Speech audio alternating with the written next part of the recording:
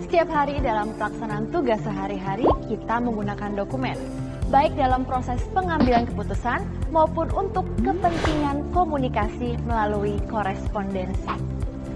Dokumen dalam keseharian kita merupakan pendukung akuntabilitas kinerja dan pelaksanaan tugas untuk memperkuat proses governance di Bank Indonesia.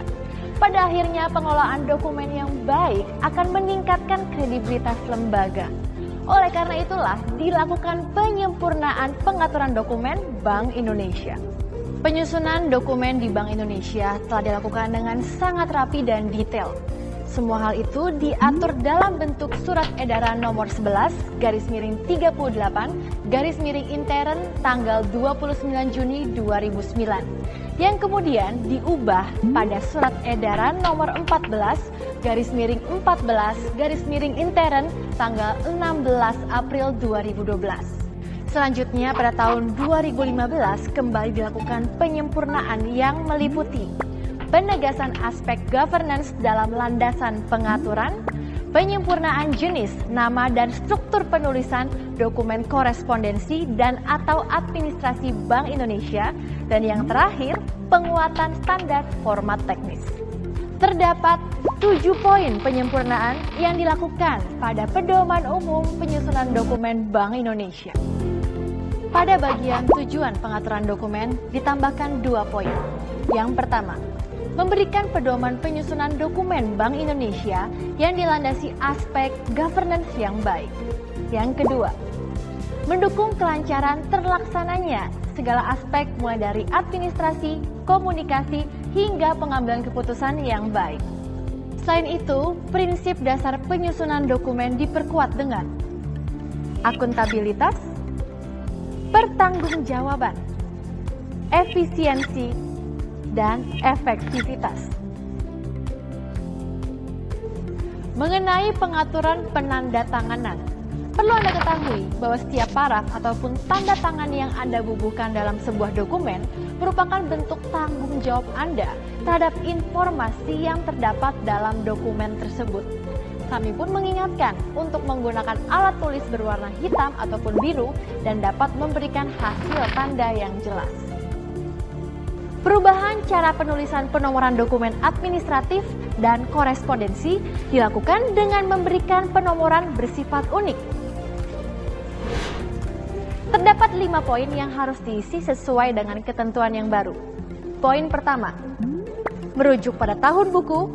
Poin kedua, merujuk pada nomor urut pencatatan dokumen sesuai dengan jenis dokumen. Poin ketiga, merujuk pada singkatan pencipta dokumen seperti satuan kerja atau unit kerja. Poin keempat, merujuk pada singkatan jenis dokumen. Poin kelima, merujuk pada singkatan sifat dokumen. Berikut adalah contoh penomoran dokumen.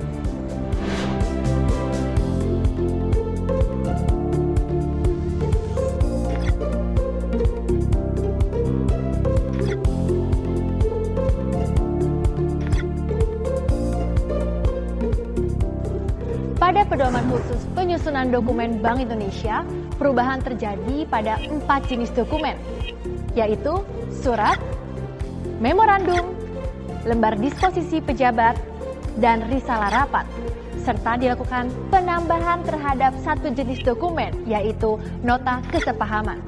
Nah, pada pembahasan kali ini kita akan fokus membahas tentang memorandum, lembar disposisi pejabat, dan risalah rapat. Pada bagian memorandum, terjadi perubahan yang signifikan.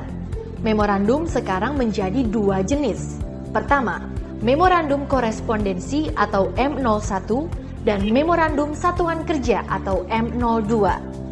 Memorandum korespondensi atau M01 berfungsi sebagaimana sebelumnya. Memorandum korespondensi terdiri dari 2 jenis. Pertama, penyampaian atau permintaan untuk melakukan koordinasi kerjasama dan informasi, dan kedua, penyampaian undangan. Sedangkan memorandum satuan kerja atau M02 menggantikan fungsi catatan sebelumnya. Struktur penulisan memorandum satuan kerja atau M02 diatur dan dilengkapi kolom akuntabilitas. Memorandum satuan kerja terdiri dari 2 jenis. Pertama, meminta persetujuan dan keputusan. Kedua, menyampaikan informasi atau laporan termasuk pendapat atau masukan. Untuk permintaan persetujuan atau keputusan dapat dilengkapi lembar pendapat. Lalu, apa saja perubahan dari Memorandum Korespondensi M01? Jika format yang lama seperti ini, maka format yang sekarang adalah seperti ini. Struktur penulisan dokumen Memorandum Korespondensi M01 dalam penyampaian atau permintaan kegiatan koordinasi, kerjasama, atau informasi adalah sebagai berikut. Bagian pembuka, memuat latar belakang perlunya dilakukan koordinasi, kerjasama, penyampaian, atau permintaan informasi. Bagian isi, memuat penjelasan atas hal-hal yang perlu dikoordinasikan, diinformasikan, serta output yang diharapkan dari koordinasi atau kerjasama yang dilakukan. Bagian penutup, berisi batas waktu dari penyampaian hasil tindak lanjut dari hal-hal yang dikoordinasikan atau dikerjasamakan. Sedangkan memorandum penyampaian undangan rapat atau kegiatan adalah sebagai berikut. Bagian pembuka, memuat latar belakang rapat atau kegiatan yang akan dilaksanakan. Bagian isi, memuat rincian pelaksanaan rapat atau kegiatan, antara lain tujuan, waktu, tempat, dan agenda. Memuat pula kontribusi atau masukan yang diharapkan dari masing-masing peserta rapat.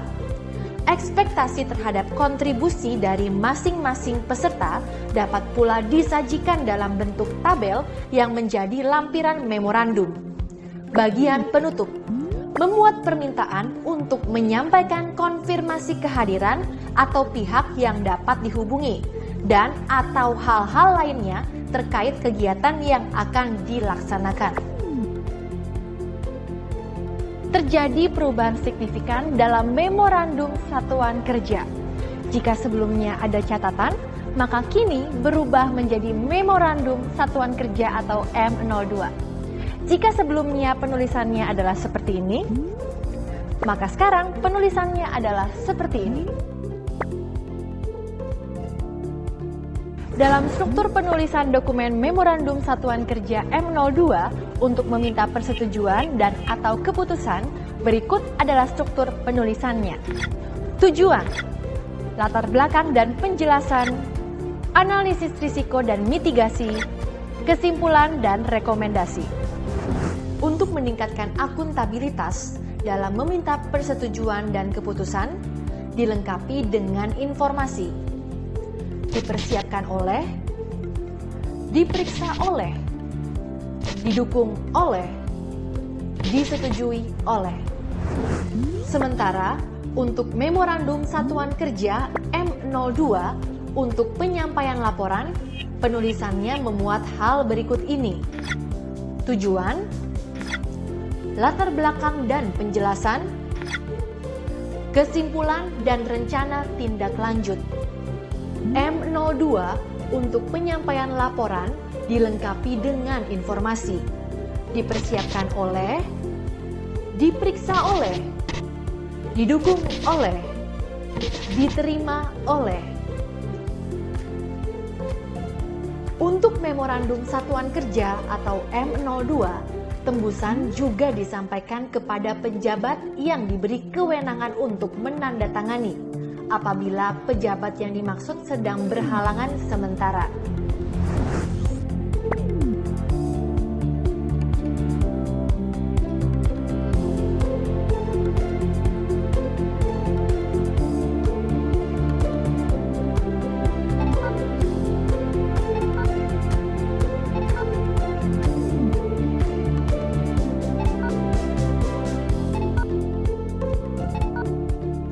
Perubahan signifikan lainnya juga terjadi pada lembar disposisi pejabat atau LDP. Sekarang terdapat dua jenis, yaitu LDP 01 dan LDP 02. LDP 01 adalah lembar disposisi pejabat yang berisikan arahan dari anggota Dewan Gubernur atau pemimpin satuan kerja mengenai substansi yang terdapat pada dokumen yang menyertai. Perubahan yang terjadi adalah format disposisi yang telah distandarisasi. Jika LDP 01 dibuat oleh pemimpin satuan kerja, maka format penulisannya adalah sebagai berikut.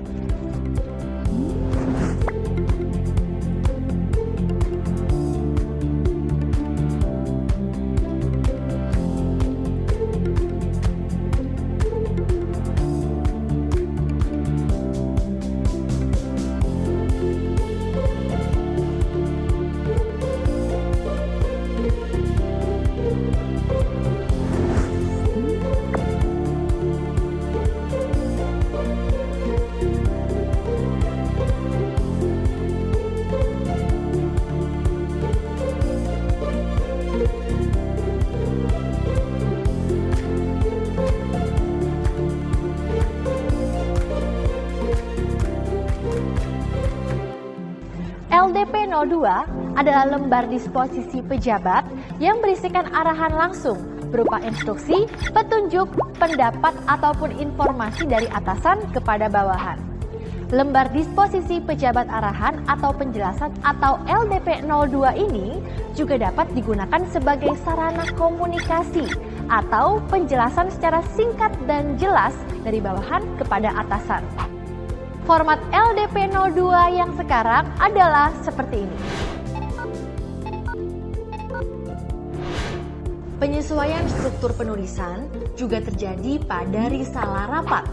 Untuk menggambarkan dinamika pembahasan, maka struktur penulisannya informasi umum terkait dengan penyelenggaraan rapat seperti topik, waktu, dan tempat rapat. Pokok-pokok pembahasan atau diskusi yang berlangsung dalam rapat, yaitu sebagai berikut. Bagian 1. Memuat tujuan dan latar belakang pelaksanaan rapat. Bagian 2. Memuat pokok-pokok pembahasan yang berlangsung dalam rapat, termasuk usulan yang disampaikan oleh peserta rapat. Bagian 3. Memuat hal-hal yang disepakati dan atau kesimpulan rapat, serta tindak lanjut yang perlu dilakukan. Detail tindak lanjut serta tenggat waktunya dapat dimuat dalam bentuk tabel. Demikianlah penjelasan mengenai penyempurnaan pengaturan dokumen Bank Indonesia. Untuk mengetahui lebih detail tentang penyempurnaan tersebut, dapat dilihat di Surat Edaran Perubahan Kedua perihal pengaturan dokumen Bank Indonesia.